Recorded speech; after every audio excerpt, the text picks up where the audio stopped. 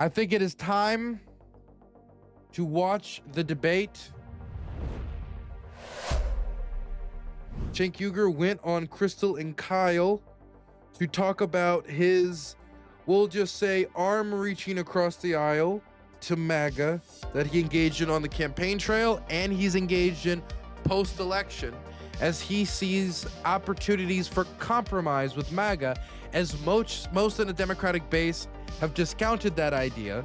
Most want their leadership to resist the Trump movement on every avenue possible, with them seeing very few avenues for political compromise with an administration that is violating the laws when trying to implement their policies, whether it be their military strikes abroad and the violation of the AOMF, the gutting of U.S. aid without congressional approval, the gutting of the Consumer Financial Protection Bureau without congressional approval, the access that Elon Musk was given, the power Elon Musk was given without any committee hearing process. Point is, Trump talking about deporting homegrown, supporting American citizens to foreign prisons, which even those foreign prisons, even the El Salvadorian dictator was like, that's a little much for me. You need to show me a little bit more than that. And so that has caused Cenk some backlash of like, come on, where do we compromise here? If out of nowhere Trump's like, I'm against the death penalty. Okay, well, look, maybe we can find some agreement. There's just not a lot of issues like that. And after a whole term with Trump and seeing what Trump campaigned on, and after seeing over 150 days of what I think has largely been policy implementation and just straight policy, not even implementation, but just a base policy disaster across the administration, largely from a foreign policy angle and from a domestic angle. Where is there the compromise on right now? And unless we see some massive change in the next 6 months that make Republicans reconsider implementing some certain policies out of fear of losing the House and Senate, losing their seats, you would still need to get Mike Johnson and Thune to bring that stuff to the floor. I just don't see much movement in that area up until the midterms, and even up until 2028, really. As long as Trump sits in a veto-proof, in the veto power. And if he's replaced by J.D. Vance, I don't think that things will improve that much. So there's not really much avenue outside of the random odder end. So I'm very interested to hear Cenk's argument at this stage, considering where we are. Turks, we appreciate you joining us. No problem. Thanks for having me. So, you want to explain? Go ahead. Yeah, so I was just going to say, Cenk reached out to Kyle and I this week and said, hey, I think we got some things to talk through. Can I, let's have a conversation. So we said, sure, let's do that. And this kind of follows on the heels of a discussion/debate that you and I had back in December, where, the launching point, and you can, correct me if you don't think that this is a fair characterization of this conversation, but the launching point was a tweet that you had put out expressing some optimism about the Trump administration. So we can put that tweet up on the screen from Cenk to refresh everybody's memory about where we started. So you said, in November 29th, 2024, I've been trying to figure out why I'm more optimistic now than I was before the election. Even though I was so against the guy who won, I know now MAGA is not my mortal enemy, neither is the extreme left. My mortal enemy is the establishment, and they have been defeated. So over the course of that conversation, you explained to me that the reason you felt optimistic was really two reasons. Number one, as you say there, the establishment was defeated. And number two, you felt... Let's be clear, though. When we talk about the establishment, what are we talking about? There's different establishments. Like, for example, the establishment's positions like Ukraine has been defeated. Great. What has that led to? An escalation of the war, an escalation of the bombing, more offensives into Sumy, because the establishment position of adding more fuel to the fire was defeated, and now America has stopped with new aid packages, and Ukraine has continued to bleed. So it's one thing to be like, I'm against this unjust establishment, but a lot of the establishments that the Trump administration wanted to go after was like, establishments that made sense. Like, for example, the Consumer Financial Protection Bureau, that getting gutted, that establishment that was put in place post-2008, that's something to defend. It is something to defend. A lot of the actions, the life-saving actions of U.S. aid deserve defending. Many of the institutions that were gutted unconstitutionally deserve defending. The fact that it was even being done unconstitutionally. The establishment of attacking the judicial system, like, just being anti-establishment isn't good enough if the reasons you're critiquing those establishments are for legitimate reasons, for not legitimate reasons for the attacker, but legitimate reasons for it to exist. Therefore, like the Consumer Financial Protection Bureau, that getting attacked, like, hey, it might be as the establishment, but it exists for a reason. And your critiques of the establishment are going to be things like, well, our programs aren't expansive enough when it comes to providing services to the misfortunate. Where on the other side, their critique of the establishment is going to be, my God, this is a recent Trump post. We have too many worker holidays, too many holidays for the workers to take time off. We need to cut those down, or soon every day will be an off day. Like, yeah, that's against the establishment position on workers in the other direction, not in the pro-union direction, not in the good direction. So just being anti-establishment isn't good enough. It depends what establishment you're attacking. It depends on what they want to replace the establishment with. A big problem for the American left has always been a lack of imagination on how things can get worse. That the elements of the populist right and the bros would hold Trump accountable. And it kind of built to this crescendo where he actually turned to the camera and said, listen, guys, in a little while, you're going to be able to say whether I was right or whether Krystal was right. Let's go ahead and play that portion as a refresher. That is element number 2. I want to address something to the audience. Can I? Sure. Is this my camera here? Okay, yeah. So right-wing populists, it is now your job to prove Krystal wrong. Go out and do it, y'all. So she doesn't believe you. And by the way, almost no one on the left, other than me and Anna, believe you guys that you actually want to cut the Pentagon and that you could pressure Elon Musk and Donald Trump to cut the Pentagon. So are you going to prove the left? I remember Cenk talking about this earlier, being willing to communicate with Elon over it, as Elon's about to trounce upon the Constitution throughout our government and gut all these decent institutions in our government. I remember him talking about it like it was a serious proposal, as Elon is going to get Pentagon contracts. Where did that end up? Where did that go? It went nowhere. Wrong, or are you going to prove them spectacularly right? Am I going to have to come on here and apologize to Krystal for ever believing in any right-wing populist and say, oh, I was a sucker, those guys are liars. All they want to do was increase the Pentagon, have more wars, more corruption, and they never held Trump accountable. We waited 4 long years for them to hold him accountable, and all they did was kiss his ass and show that they don't really believe in freedom. They said all this stuff about freedom, but they never meant it. They said all this stuff about drain the swamp, but they never meant it. They said all this anti-war stuff, but they never meant it. We're going to come back on here in 1 year, 2 years, 4 years, and we're going to keep doing a check.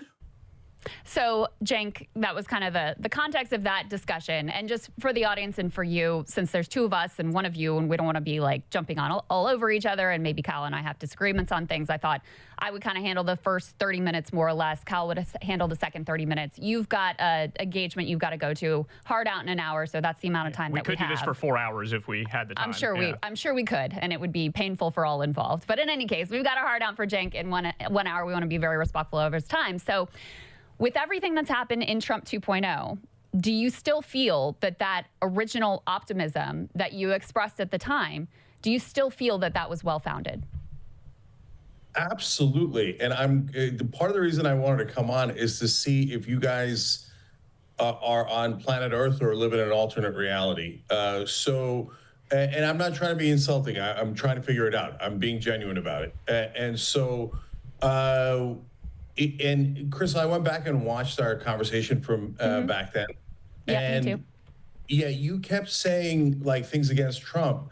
And that's why I didn't even think it was a debate. It was a discussion, because I was like, yeah, I totally agree with you on Trump and the Republicans, et cetera. I was talking about the populist right and the independents that voted for Trump, the actual voters. And you saw it in that clip. I don't address Trump. I don't address any Republicans. I address the voters. So what has happened since then? Joe Rogan has come out against what Trump has done with Mahmoud Halil, with Abrego Garcia. Almost all of the MAGA hosts have come out against the war, ranging from Tucker Carlson, Steve Bannon. Then you've got the politicians like Marjorie Taylor Greene. You've got... Here's the problem, though. It's one thing to say I disagree with the war. It's another thing to say Trump is failing. He's like, for example, I talk to creators like Cam Higbee or Admiral Gibbs about Ukraine, and they'll like tell me like, oh, Dylan, I agree with you on Ukraine. Like it's it's bad how Trump's just been I agree with you, but that thing on Trump, like, will they turn around and say, Trump, we will penalize you. We will vote for the other guy. We will come out here, we will critique you and drag you over the coals and say you're making this country weaker. No. All of the critique is going to be pillow fisted if it if it ever happens at all. I don't see that from Cam. I don't see that from Admiral Gibbs. I don't see that from these others. The only one I've really seen any fire from has been Ben Shapiro. Is the only one I've seen acting in that way, and he's only done that post-election. Pre-election, he barely ever critiqued Donald Trump's stance on Ukraine. Probably not want to weakening him or his argument for the general election. But they let the wound fester, and now we have to deal with the mess. Dylan, you got. I mean, I'm not sure.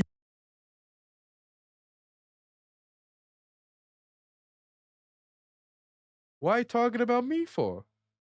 You can name a right-wing MAGA host or independent host that's for the war in Iran. So, I'm genuinely curious. Like, are you guys not seeing that, or does that somehow magically not count?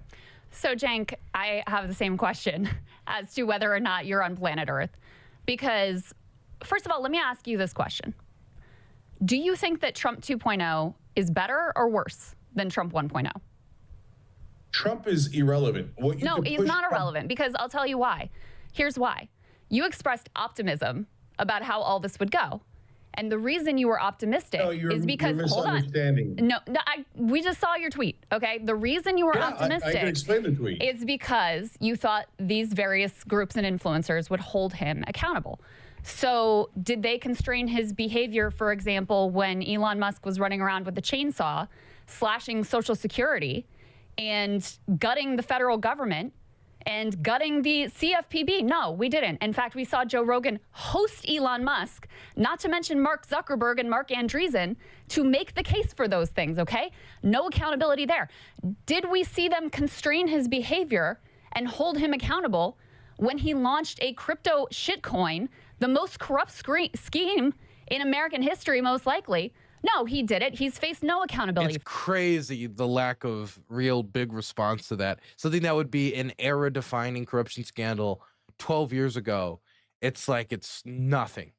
And in the grander scheme of things, when it comes to the attention the media has given it, the attention it's gotten from the public, and reaction from the public. It's just the type of thing that I talk to conservative commentators, like, yeah, it makes me uncomfortable. And that's like it. That's like it, because they know it's like it'll be, even if it gets into the media cycle, it'll be in it for 20 hours if we're lucky. 12 hours is typical. You mentioned some dissent from Rogan on the kidnapping of college students off of college campuses. Is it the right that organized in opposition to that? No, it's the left and it's liberals. The only time that Trump's actions have been constrained at all in this Trump 2.0 era, which is vastly worse than I even expected when you and I had that conversation. I mean, we've got men in hundreds of people in a concentration camp. I didn't see any accountability from the right on that. I don't see any accountability from the right on an American city that is right now under invasion by our own troops, Marines on the ground in the city of LA. No, I don't see any accountability there. I see an administration that, as I predicted, the guardrails are completely off. And the only places where he has been constrained at all is when the left and liberals organized against Elon Musk, Tesla protests, showing up at town halls, etc., made him toxic. He had to be turfed out of the administration. And in the context of Kilmar Abrego Garcia, when you had mass left liberal resistance, even pushing Democratic leaders who were lame and weak to do something, Chris Van Hollen goes down to El Salvador, and the administration did something they did not want to do, which was to bring him back. That is the only time this administration has been constrained. It has had nothing to do with the right, had everything. So far, the administration's restraint has come from when they feel like the public reaction has been so quick and so viscous, so visceral, that they have to kind of snap their hand back. Like if they slapped a dog and they keep doing it until the dog eventually bites at them and they pull back. You know, like they keep bothering with some animal. They keep bothering some just the idea of if they can keep doing it without getting a response, and they'll keep doing it. So far, it hasn't been, we'll give you this if you give us that. There's been no coming to the table from Trump really in term 1, and there's been absolutely none of it whatsoever in term 2. Art of the deal isn't really making many deals. He has been taking the approach of kick in the door and unload with a shotgun towards legislating, much of it unconstitutional. And so really, even if there was to be deal making, the only possibility for that ever to succeed, the low possibility that is, was for the Democrats to retain a chamber like the House. But we don't have that. Meaning, like, even if we wanted to discuss what Cenk is putting forward, it would have to come until like late, like we would have to wait until like 2027. Thing to do with liberals and the left organizing against him. Yeah, that's hilarious. So you asked about 12 questions. I would love the time to answer it, but you didn't actually answer my question. Do you see a massive MAGA revolt against the war? And I'm being genuine. It's a literal question. Or do you just not see it? Cenk, here's what I can tell you. Okay, Charlie Kirk, your buddy, he has already... Not my buddy. He has Krystal, already gone... He has already gone. He's already gone from being critical of the Iran war to, guess what? He got a call from the White House, and now what's he saying? Oh, I trust Trump. Trump is the man for this moment. I know he's going to make the right decision. The exact Steve quote Bannon. is. Go Can I ahead. give the exact quote? Yeah. This is from Charlie Kirk. Quote: "We must trust Trump in this situation." Go ahead with Steve Bannon. So Steve Bannon. Hold on. Steve Bannon. Put up element number 4. This is the Financial Times today. Steve Bannon says, if the president, as commander-in-chief, makes a decision to do this, the MAGA movement, the Marjorie Taylor Greenes, the Matt Gaetzes, we will fight it up till the end. But if he has more intelligence and makes that case to the American people, the MAGA movement will support President Trump. When Trump says that he gets to define what America first is, he's right about that. And so when you have Bannon, who also was critical of Elon Musk originally and got a call from the White House and said, cut it out, and he bent the knee, these people, time and time again, Cenk, all they do is ultimately when Trump makes a decision, they bend the knee. We are already far enough into this administration to know there has been no constraint on his action that has come from the right, none, and we're in a war with Iran. Okay. We are already in a war with Iran. They didn't constrain him here. He's doing whatever the hell he wants to do. Okay, so you guys just spoke for like 8 minutes doing a straw man. Okay, so you make it sound, and this is what's so harmful.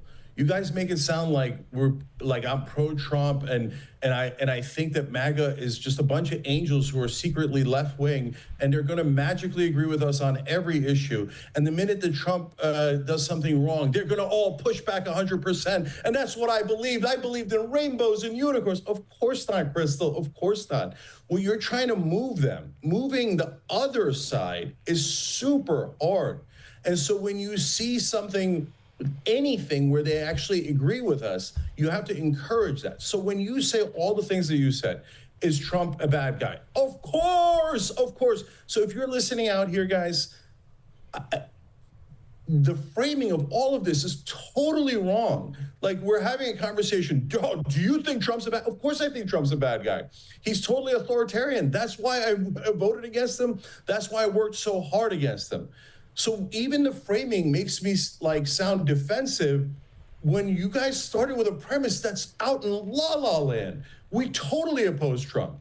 So now the second part of the premise that's totally wrong is, do I think that MAGA is going to revolt on every issue against Trump from day one? Why? Why would they? They love Trump. Of course not. That's not what you're looking for. You're looking for, is there 1 or 2 issues where there is actual agreement? And can we take that agreement and do something interesting to restrain Trump in those issues? So when you talk about immigration... And so when has that worked? Okay, hold on. Well, we're in the middle of it right now. So I'll tell we're you what at war with Iran, Cenk. Hate to break it to you. We're at war with Iran. It didn't work. Okay. So, Krystal, let me finish. So when you talk about immigration and all the things that he's terrible on, I know what MAGA's movable on or not. I talk about it on the Young Turks all the time. If you think you're going to move them on immigration, you are nuts. They're not going to move an inch on immigration. So I fight him tooth and nail. I mean, they were going to go for everybody, and then the economic consequences of going for the farm workers scared Trump, so he reeled in, pissing off much of the base. Like, I agree that like a policy compromise on immigration is unlikely, but this is another example of something where if he puts his hand in and it snaps back at him, like for example the economic response. If you're trying to fight a trade war as well as a war against laborers, that's just a recipe for economic disaster. And I think they're starting to realize at least part of that. Whether or not DHS goes through with it anyway, I mean, that is yet to be seen, but we've seen some responsiveness from Trump. So again, these are the areas where it's clear you have to snap back. Cenk's acknowledging that. Where's the areas where the snapback doesn't work and we have to compromise, and it has a decent likelihood of success, and not just making ourselves look like clowns. Well, on that, pissing off our base and getting the Democratic Party less donations. Dungeon in El Salvador that they're sending people to, the Marines in the streets. Now, there's some issues like immigration where they haven't moved an inch and they never will move an inch, right? Mm-hmm. There's some issues like the Marines in the streets where a smattering of them are like, this is a little uncomfortable. It feels a little unconstitutional. It doesn't feel quite right. Those libertarian wing, remember guys, this is super important. There's 77 million people that voted for Trump, right? If you treat them all the same, you will not be able to win elections. Why is winning elections important? Because that is how you take power away from Trump, away from the Republicans. So if you treat all 77 million as hardcore MAGA, you are going to push them away and they're going to vote against you. You can say, oh no, but it makes me feel better. I have emotional release and my audience likes me more because I seem like I'm tougher on Trump. I was so mean to him. Yeah, but did that persuade anybody? I called all of his voters fascists. Yes, but did that persuade anyone? You're trying to persuade the people in the middle to come to your side. So what are the issues where we've got a fighter's chance? War. Okay, so now, do I think that on day one, they were all going to flip and then act and be successful in stopping all of the establishment, all the neocons? And by the way, were we successful? We were not successful in stopping any of them during Biden or any other Democratic administration either, right? So now there's a giant full-blown revolt from MAGA against this war. Now, if you're saying, no, I don't see Tucker Carlson, Bannon, Marjorie Taylor Greene, Posobiec, Cernovich, Candace Owens, et cetera, all of them opposed to the war, but you might not, because a lot of people watch programming that honestly just kind of gives them a misleading sense of what's happening. Did you see Tucker, Trump saying, Tucker called me to apologize. He said he went too far. Did you see Steve Bannon saying that is really, if that's true, that's so pathetic.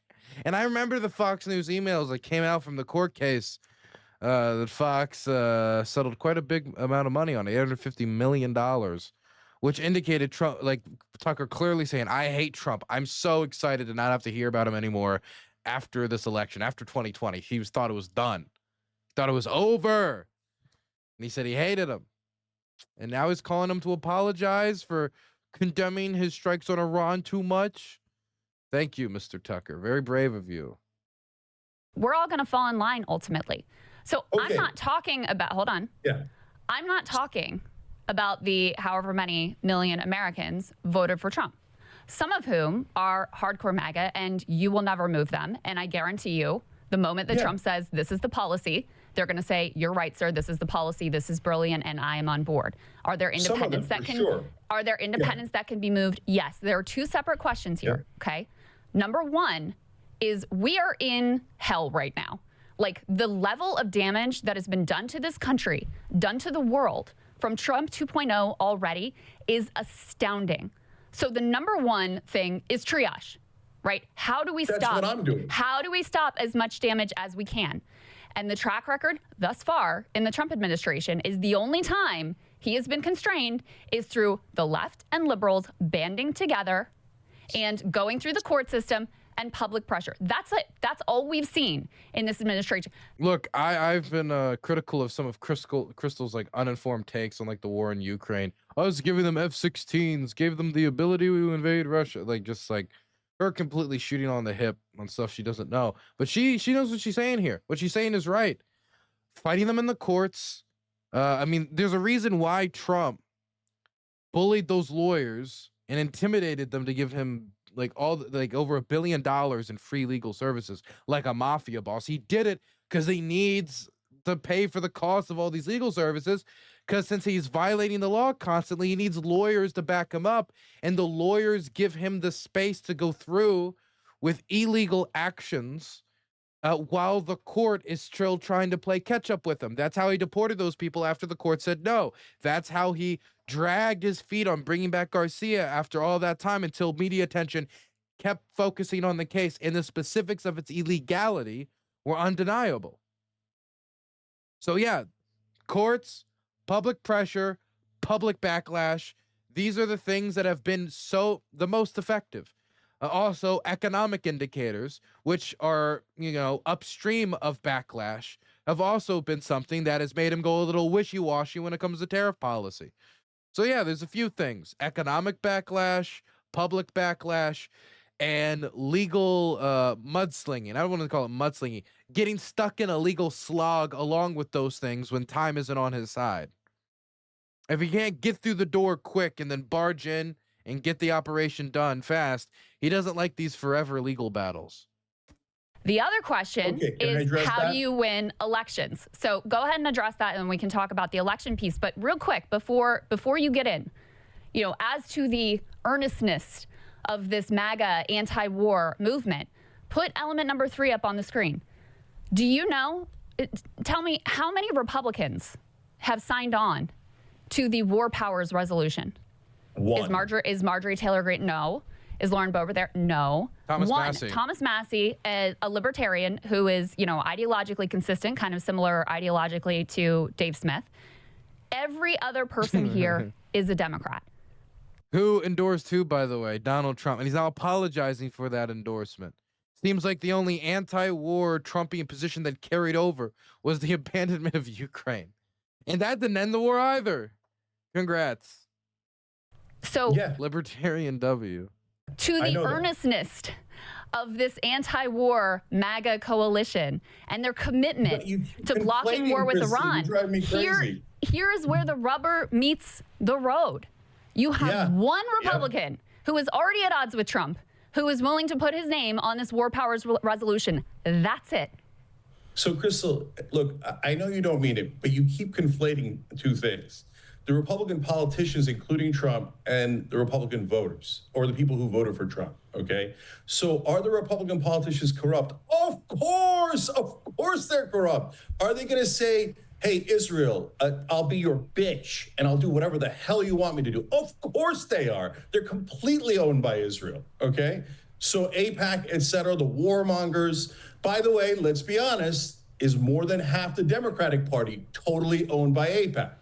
Yes, right? So I know, oh my God, oh no, you can't be honest. You have to just say the other side is terrible and our side is angels. No, I'm not going to play that. Would you rather, like, on the Democratic base, they have gotten more and more sympathetic to Palestinians over time.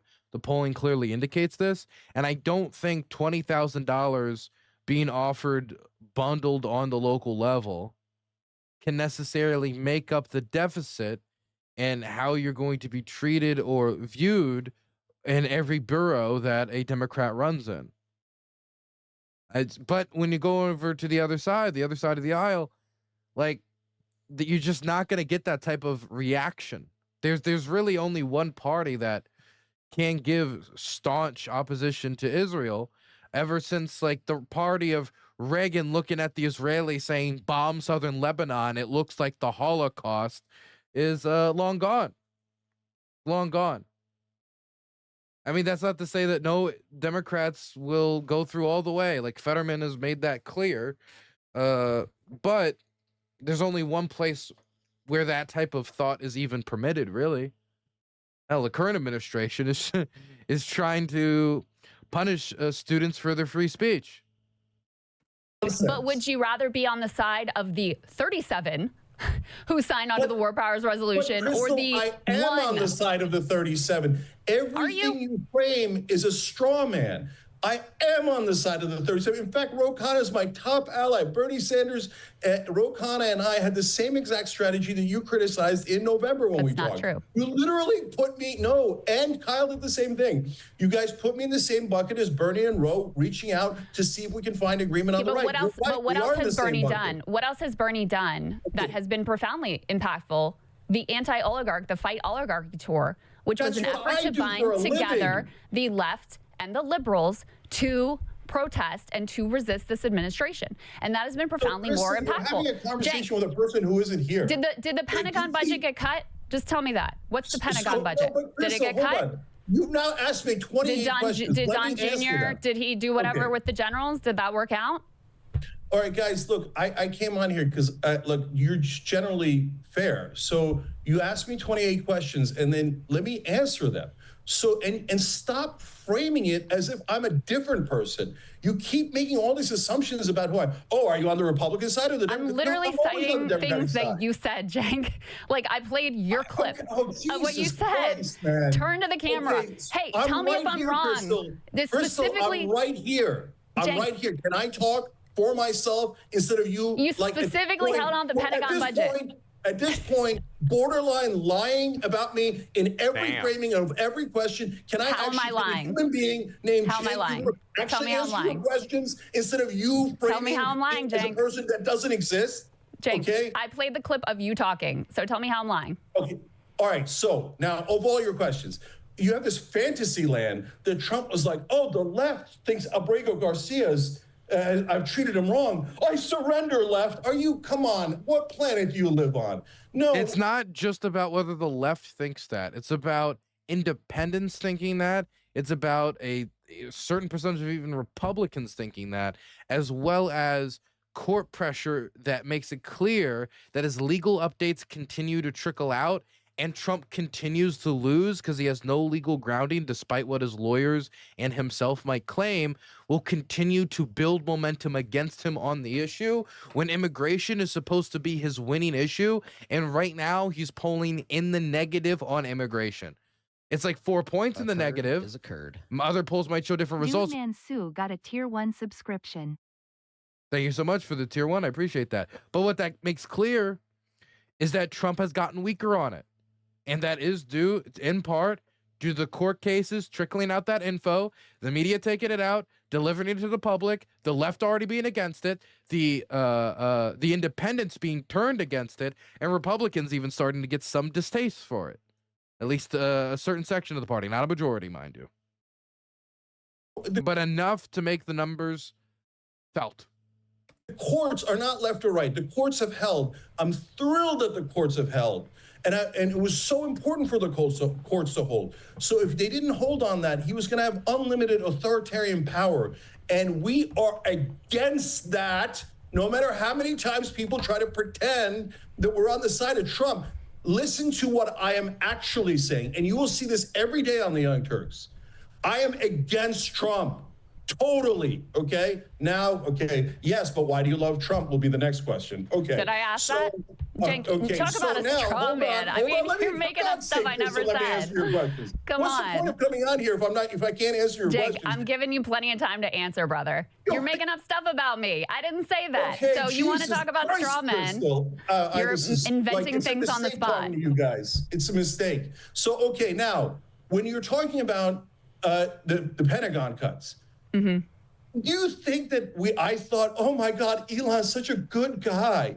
And Trump's such a good guy, even though I've spoken out against them at every single turn. And then I magically thought, oh, I bet they become liberals overnight, progressives overnight. No, you put out the Pentagon thing so that they're stuck either way. That's why Bernie and Ro joined me. Because either they cut the Pentagon, we go, yes, mission accomplished. We got a tiny, tiny amount accomplished during a Trump reign, which seemed impossible. Or they don't cut the Pentagon and they add to it. And then we all come out, as I did and Bernie and Ro did, and go, see, we told you. They're hypocrites. The leaders of your party never intended to cut the Pentagon. MAGA, they were lying to you. Now, Now, does Krystal, MAGA care, Cenk? Did that work? Did MAGA care? Yes, they do care. No, they don't. No, okay, Krystal. I've seen zero pushback on the Pentagon budget. Let me just say, because I let you go on for a little while. Oh, I know. There God were forbid I two. got to No, answer one or there two were questions. Go two. ahead. There were two tactics that were floated by me and by you in our conversation. Okay, you said, I think it's great that Elon's responding to me, Don Jr.'s responding to me. Like, Because it puts we them on have the more. record. We have a more of a chance. No, you said we have more of a chance with these guys to cut the Pentagon budget than we don't. And I said nothing good's going to come out of this. And so the important thing to do is to resist the project outright, because we don't want a bunch of the richest man on the planet running our government. And so we saw how this played out. Yeah, The Pentagon, that's hold right. on. Now- Hold on. The Pentagon did not get cut. And actually what happened is all of the liberal and left organizing against Tesla, against the Wisconsin Supreme Court race, against Elon directly, tanked his popularity to the point that Trump felt he was a political liability and the whole project had to be scrapped. So the tactic of let's work with them and try to cut the Pentagon budget failed. The tactic of let's resist this project outright and make the case and make Elon himself politically toxic succeeded. So, Krystal, we do live in two different worlds. It's fascinating to see. It's amazing to see. So, number one, the project of saying cut the Pentagon worked. Why did it work? Because they cut the Pentagon, they magically became progressives overnight? No. It worked because it showed and highlighted their hypocrisy.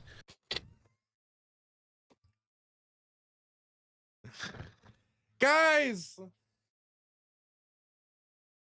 achievement. We've made them look like hypocrites. Woo! Well, thank goodness. I'm sure the political rewards for this, the gold and jewels won dutifully in political combat, shall pour out of this bounty. We showed Trump to be a hypocrite. We showed that constantly in 2015, in 2016, in 2017, in 2018, and 2020. We showed it on the campaign trail in 2024. Like Trump said he would get rid of our debt in 4 years. He then made 25% of our national debt his debt. He increased it. Increased the debt.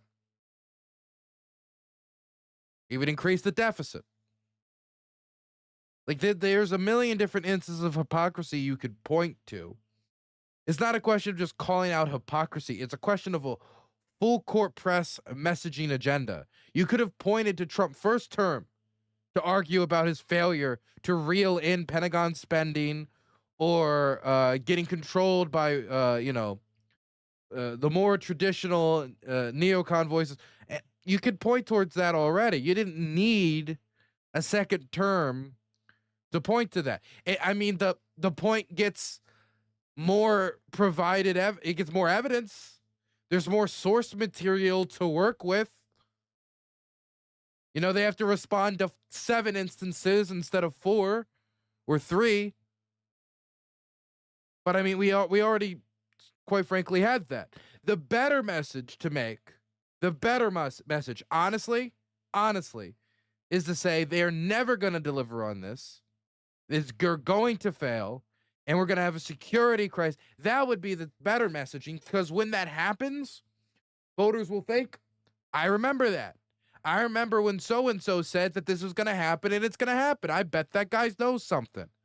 I wonder if his other warnings are worth listening to. Let's go listen to the other things he has to say. For example, I think something that Harris said on the campaign trail, which I thought was quite smart, was pointing towards the fact that if Trump goes through with his sanction policy and he sticks to those guns, by midway towards the end of his administration, he's going to be dragging the country into a recession. And we had some recessionary indicators, and the administration pulled back in many ways. And so I think doing stuff like that could have maybe quite an impact too, instead of just, could you please, pretty please? Like saying this administration is lying, they will not deliver on that. I think will make it more painful when they don't, rather than, yes, let's work together on that. If there was a chance that it could succeed, then maybe. But Cenk still has yet to show any evidence outside of just Trump's messaging, which he will turn upways, downways, leftward, rightward, dependent upon the room he's in, the audience he is talking to, and the day of the week. That they weren't going to cut the Pentagon. And now I know, I get it, guys. Especially if you're in the audience, you're not seeing it. I get it. And I'm not saying that as an insult. But you're not seeing it. So because you you're won not because the Pentagon budget went up, even though you thought that the Pentagon budget would get cut. Can I finish? Okay. So the reason you're not seeing it is because you're not engaging with MAGA, and that's okay. And you don't want to engage with MAGA. I got it. Do Okay, you know who I am? Do you know the show I host? I don't know if you know who you are. Who are you talking to right now? Okay, I host a show with Sagar and Jetty and Emily Jasinski every day. Okay, so Krystal, no one in this room talks more to MAGA than I do, okay? Yeah, okay. But okay, so are you saying that none of the MAGA voters were thrilled that they added to the Pentagon? Is that what you're saying? They don't give a shit because Trump did it. Elon and Trump. No, you guys were wrong. Elon and Trump and Don Jr., Cenk, lied to you from the beginning when they pretended like there was even a 1% chance of it. So when people told you at the time, though, resist them outright and point out that they're frauds. Okay, Don't pretend like maybe they'll cut it. That was kind of the point. You guys have a totally ridiculous, All right, let me not be insulting. We disagree on strategy, okay? Definitely, so, yes. Okay, yeah. This whole... 1 second. BBC has less readers than Dylan Burns has viewers. No one cares. From Newman Grifters, who the whole time has been account created 2 hours ago, and it's all just Ukraine. Ukraine is boring. Ukraine lost. Ukraine is boring. Well, if Ukraine's boring, then you don't gotta be here. You can leave. If the largest war in Europe since World War II is boring to you. It's fucking boring. You're boring. Jesus. Whole idea that you're making a difference because Donald Trump is listening to the left. Also, if it is boring, who cares? Like, water conservation news is boring. Like the replacing pipes from lead to otherwise is boring. Boring things are important. I can't believe you guys think that. There's more reason for me to stay here, double my efforts, triple my efforts. I appreciate the motivation. That sounds totally detached from reality. I'll make that case in a minute. Why is Elon Musk out? Because people burn Tesla cars? I mean, Krystal, you said that in the intro. Are you serious? No, Elon's out because his policies were always deeply unpopular. No one wanted those cuts. Yeah, and who pressed that case? Them, and they're in La La Land. Cenk, and who pressed that case? The it was the left and liberals in the street. Joe Rogan hosted him on his podcast to pump him up. Joe Rogan, guys, think about, but Cenk, think about this. Think about this. Unbelievable straw man. No. Hold on, can I just finish? Let me just finish my thought here, okay? Rogan hosted Zuckerberg and Andreessen to attack the CFPB. Of course he did. To gut and attack the CFPB. By the way, like, make the dude come into the waiting room or just like ban him. Like, if it's just gonna be like the same repeat nonsense, and he's gonna be a limp-wristed pussy, he's not like really gonna talk about it, then like just get rid of him, man. Okay, go put him in the draft van and throw him to the front. Put him in the assault group. Progressive overnight? No, Are but you insane? No, guys. Are you insane? You were the one who apparently thought that. Cenk, if anything is going to be populist, hold on, Cenk. Let me finish a thought. If anything, if the populist right stands for anything, you would think it would be an anti-scam bureau that is wildly effective. True. But no, and actually stood up against debanking conservatives. But no, what did Rogan do? They just said it was debanking. They accepted that. They republished that nonsense. And they said, well, Elizabeth Warren was involved in its creation, therefore bad. Remember Pocahontas? Ha, ha, ha, ha. It was all either dumb aesthetics of politics, like, oh, Elizabeth Warren, Pocahontas, ha, ha, ha, ha, or just straight up lies. And it was enough for them to build a cover to get rid of the Consumer Financial Protection Bureau, which returned 200 million Americans. The majority of Americans had gotten back money due to the Consumer Financial Protection Bureau, over $20 billion. And we got rid of them. But we expanded the interactions of American law enforcement personnel wearing masks, carrying around guns, grabbing people off the street on Home Depot. That's where people get to interact with the government more, not as a force going after the scam artists. Look, it's pretty bad. It's pretty bad. And what Trump is not getting my vote a fourth time. I commit to that. did they cheer for with Elon with the chainsaw? Completely gutting not only the Consumer Financial Protection Bureau, Trump gutting the National Labor Relations Board, but them defenestrating the ability of this government to enforce white-collar crime at all. Did MAGA care? No. They didn't. The only people that held them to account were left and liberals who organized against that and, yes, successfully made Elon so toxic that he ultimately crashed down of the administration. That's what happened. So let me try explaining it this way and see if I can get through to you guys. So you keep telling me all the things that Trump did wrong. Of course he did. So I'm saying that it's a given that he's always going to do, for example, 90% of things massively wrong. And in the other 10% that he plans to do wrong, I'm saying we have a fighter's chance if we ally. Not if you don't fight. A fighter's chance means you fight. Okay? What you're saying, what you should really call it is a beggar's chance. You check, but I know that doesn't really, that doesn't communicate as well. That Cenk has a beggar's chance as the fight dude on the Young Turks network. But it's look, you go to Trump and you say, look, if you don't move on this, we're going to make a massive pressure campaign on X, Y, and Z.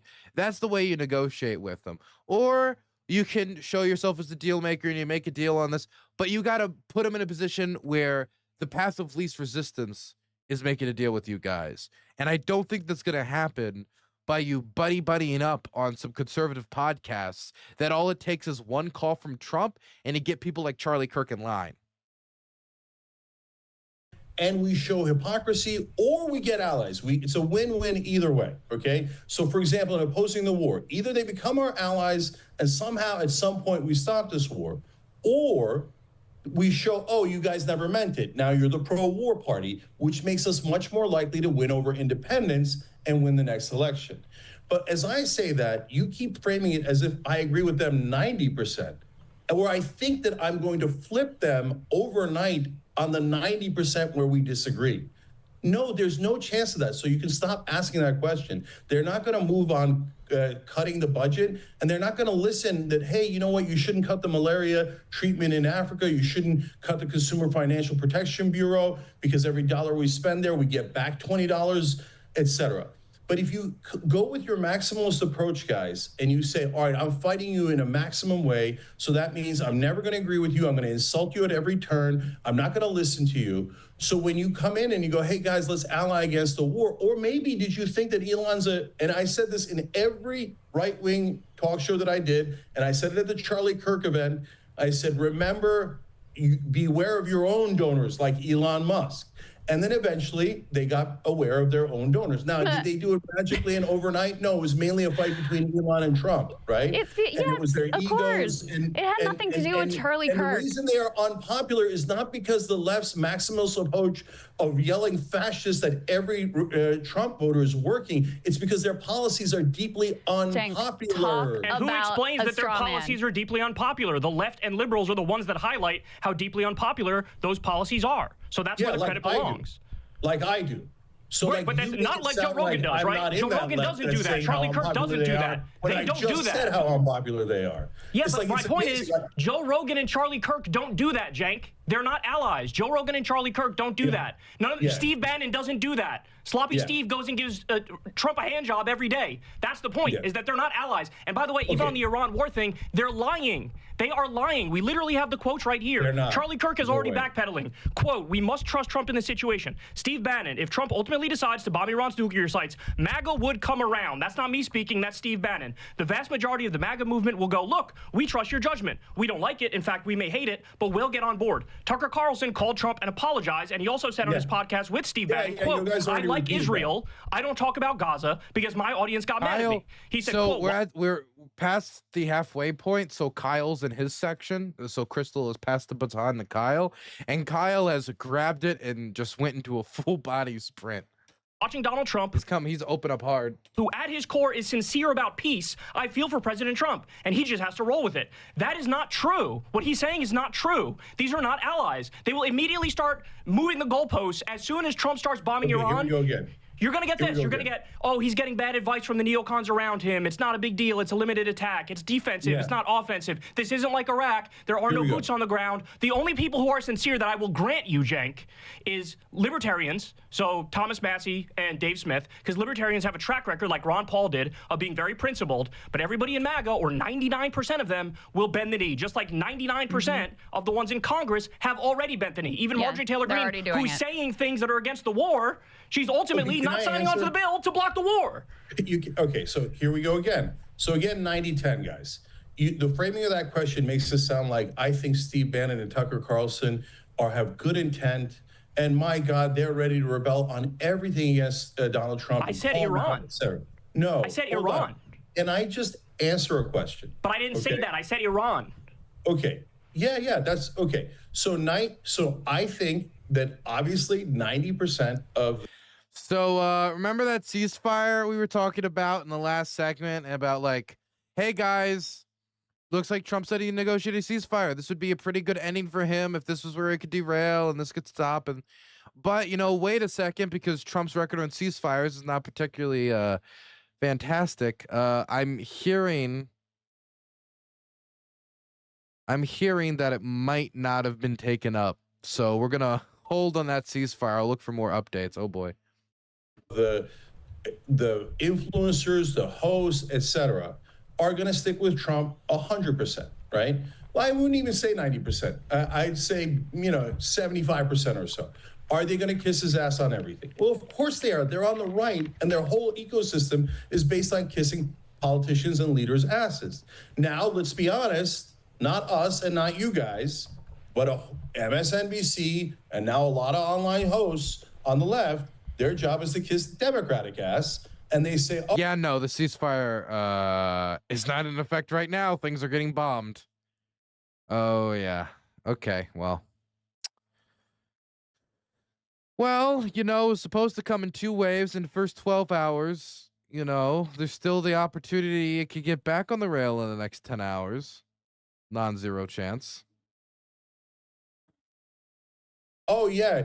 Joe Biden was young and dynamic, etc. So yes, we have the partisans, and they are, by definition, always going to stick with one side is great, the other side is the devil. Okay. So now, when you get to the 25% of hosts, because now the reason I moved it from 10 to 25, because you're including Rogan, etc. So is Rogan the same as Steve Bannon?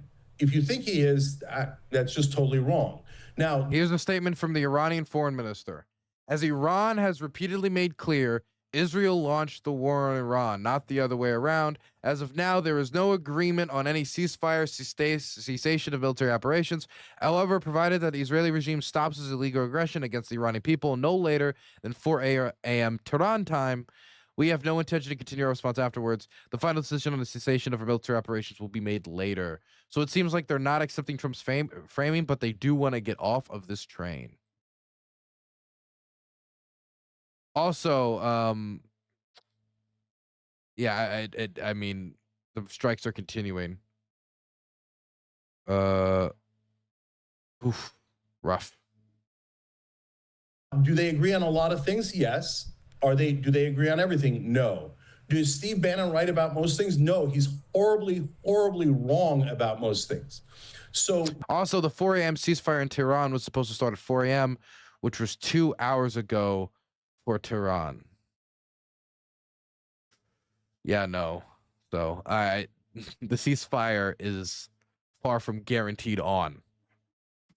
Will they, when Trump says heal, will they heal? In the beginning, yes, and that's exactly what you're seeing. But the reason they're having to heal is because they started rebelling in the first place.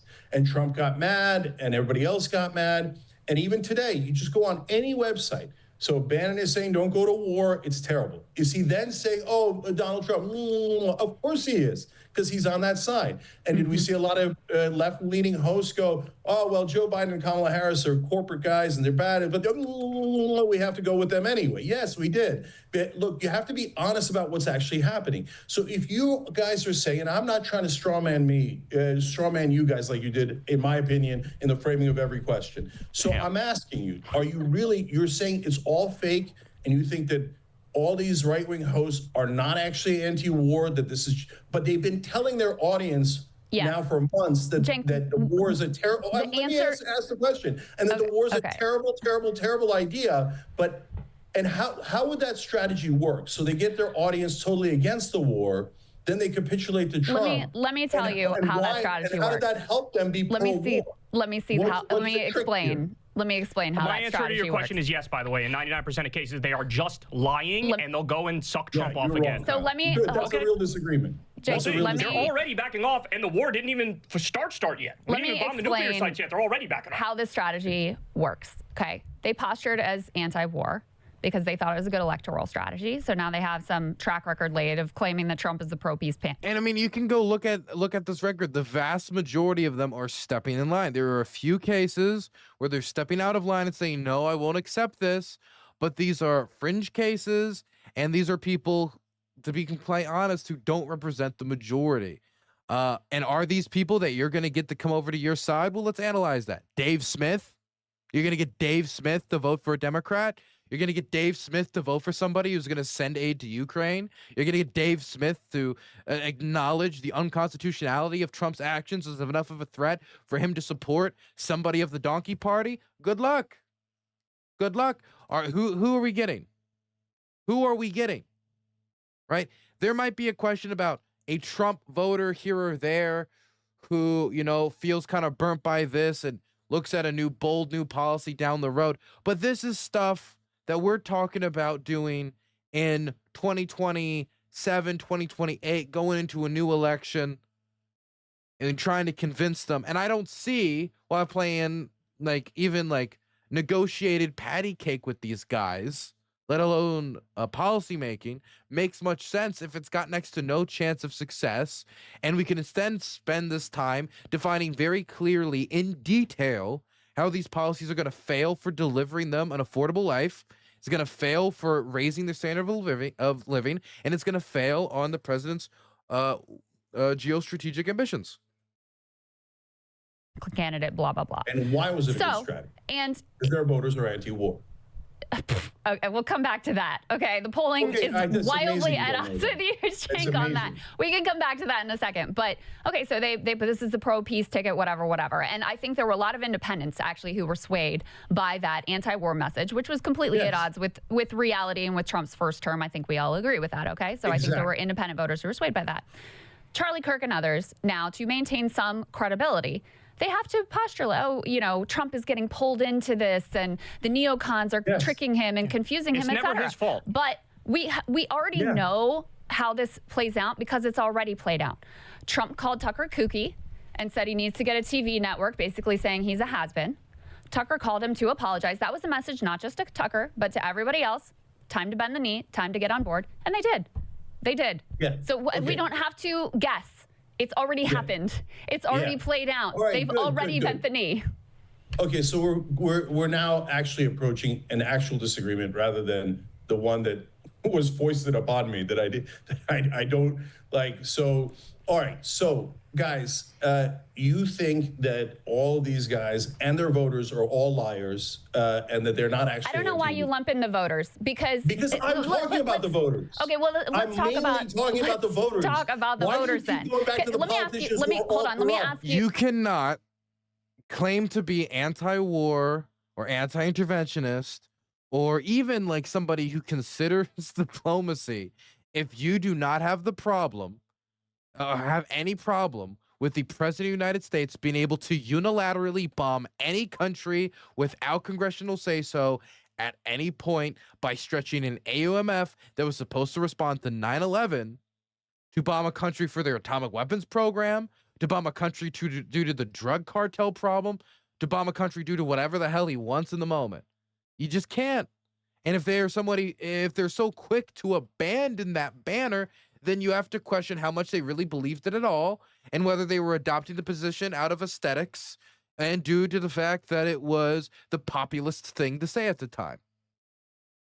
Why do you Let me keep ask going you a back really to simple Trump, who's question. all pure up? Let me And ask you a making really it seem simple like, question about the voters. yeah, well, you of course you like the Trump and the Republicans. Which you parts? trusted That's them. not No, what I don't. I said. Stop saying it. Cenk, You said let me during the ask a really actual basic 37 question. to 1 vote. You said how many Republicans voted for one. war powers? I said 1, Tom Massey, and you kept going like, oh, did you know that they didn't? I said, yeah. I said, Yeah, I answered because it they're from the fake. get-go. So But yes, Cenk, there are voters. let me ask are you this saying question. that their voters are not anti-war at all? So be clear. So let me because ask you I this think a question. ton of Let Trump's me ask you voters this are question. anti-war. Let me ask Go you ahead. this question. Are you saying they're actually liars? Let me ask Pro you war? this question. Which base, the Democratic Party base or the Republican Party base, which one do you think is more opposed right now to war with Iran? Which one? Easy The question. left. It's not even close. It's not even close. Exactly. That's the point. And so No, if you're you are missing going my to point, build, Krystal. You're not if you're going to listening. build a grassroots, people-powered movement with people, bodies in the streets to oppose war, where do you need to go for those numbers? The left, Okay. because they're already there with you. And by the way, the MAGA base, the minute that Trump says we're in a war with Iran, they are going to overwhelmingly back him Well, give because the they numbers have already. every You single have time. the numbers already. not. Yeah, give- so put up 8. This is element 8, I believe, for us. These are the poll numbers. Now, there are other polls out there, I grant you, but this is among Trump 2024 voters. You ask them, do you I've seen other polls as well, and it still shows broad support for what the president's doing within the Republican Party. support or oppose the U.S. providing offensive weapons to help Israel strike Iranian military targets? What we're doing now, 79% support. Do you support or oppose the U.S. taking its own direct military action, if necessary, to prevent Iran from developing nuclear weapons? That's exactly the framing that Trump is using right now. Support 72%. They are more pro-war. So are there some who, don't want to get in another foreign entanglement? Sure. But overwhelmingly, are they going to back an Iran war? Are they already backing an Iran war because Trump says so? 100%. Okay, so let's establish who we're talking about. So when you talk about Trump and the Republican politicians, 99% of them are liars. They're going to be pro-war. They're going to do all the terrible things that we're against, that we are all against, including me.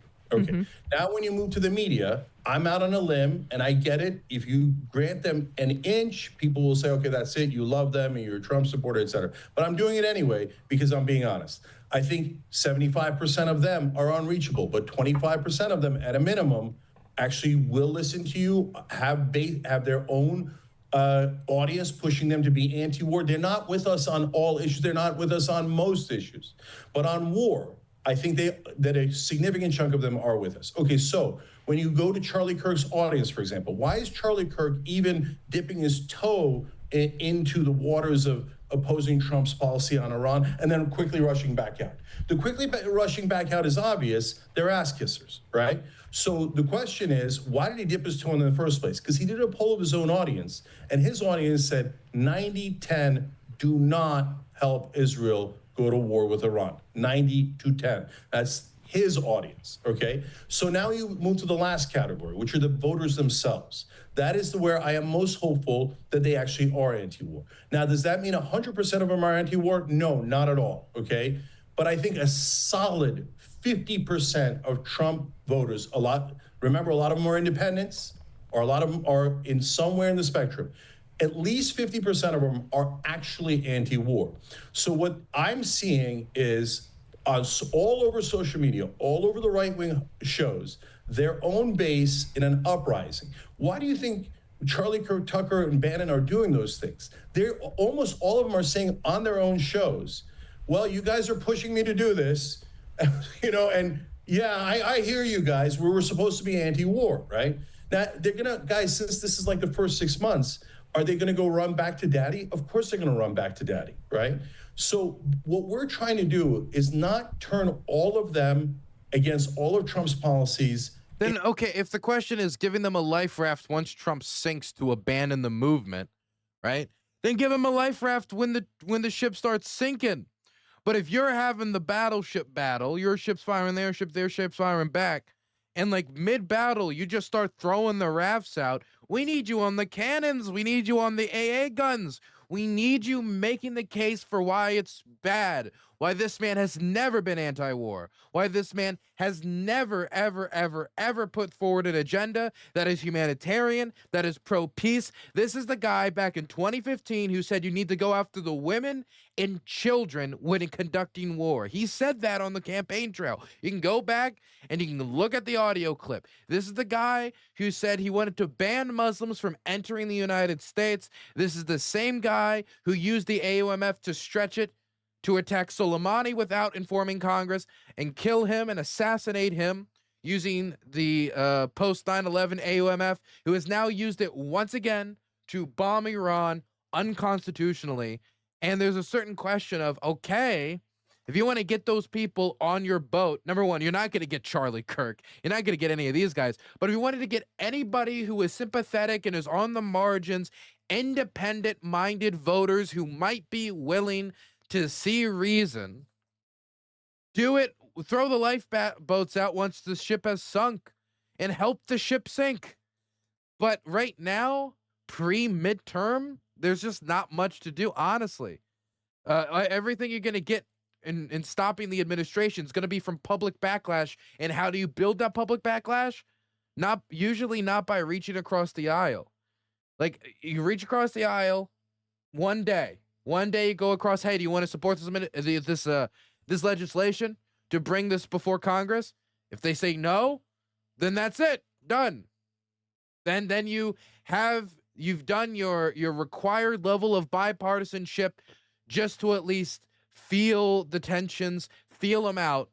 Now go towards making the case as to why, when they see that their cost of living's gone up, when they see that their standard of living hasn't, and when they see that all the diplomatic flower children crowns that were supposed to be passed out to bring peace to the Middle East, peace to Ukraine, peace to the world, didn't happen, they can think back, hey, what was that case we made for 2 years? You want to know why Geert Wilders did well in the Netherlands? Is because when everybody else jumped on the ship of, hey, migrants, whoa, he had been on that ship for a decade. And so when people went to the voting booth thinking, well, I'm voting on immigration, I want somebody that's strong and tough on immigration, I'm going to be going with the guy who's been on the ship for 12 years, not 12 months. So I think it's better to get ahead of this. I think it is. Instantly, because that is wildly unrealistic. You are trying to either flip them or show hypocrisy to the voters that you can reach on the issues where they agree with us. There aren't that many, but war is one of them with half of his base. So you guys think that if the left wing does a maximalist approach and we yell at those people, that those voters are going to interpret it as, oh my God, they were right. Since they're yelling at me, I will now go to their side. My strategy is go on those shows to talk to their audience and say, look, I'm not trying to trick you. I think you guys actually, a lot of you are actually anti-war. And I'm anti-war. And guys, you'd be surprised that they don't think the left is anti-war at all. They would have the same exact conversation in reverse. They would ask incredulously, who do you think is more anti-war, left or right? And they would all say right, and that the left is more pro-war. And I'm like, no, guys, no, we're totally anti-war. So Dave Smith and I did a coalition. Dave Smith did a great job on your show, Breaking Points, fantastic. I agree with you. Libertarians are the first to peel off. And great, look, we peeled off the libertarians on the issue of war. Perfect. And we're doing a website, unitedagainstwar.com, where I'm inviting allies. And if it turns out only the libertarians come and the right wing does not come, okay, then that's what happened. So now, if you're saying that no revolt happened at all, it was all fake, all the media guys were fake, 100% of them, and all the voters were fake, 100% of them, and they all actually love war, okay, that's a straw man. I don't think you're saying that. But you got to tell me what you are saying. Are you saying that none of their voters are anti-war, or a big chunk or a small chunk, and that if we yell at them, they'll become more anti-war? Or if we reach out and say, hey, let's form an anti-war alliance, they'll be more anti-war? So I'll tell you what I'm saying. I think that once Trump starts bombing Iran, those numbers we just showed you are correct. So like 70 to 80% of the Republican base will be in favor of it.